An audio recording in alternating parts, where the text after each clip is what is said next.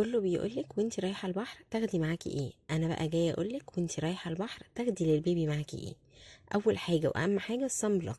تاني حاجة شنطة الاسعافات الاولية عشان لو لا قدر الله حصل حاجة، مناديل ووايبس. ولو البيبي صغنن مهم جدا انك تاخدي بامبرز معاكي، الكمية اللي انت هتحتاجيها خلال المدة اللي هتقعديها على البحر. ادوية عشان لو لا قدر الله حصل حاجة، ادوية رشح واسهال وخفض حرارة، دي عموما تاخديها معاكي في السفر، مش شرط على البحر. ساتر رضاعة او خمار او طرحة لو انت بترضعي البيبي طبيعي. وطبعا كابل الصغنن وكذا مايو تحسبا لاي ظرف، واهم حاجة يكون بنص كم.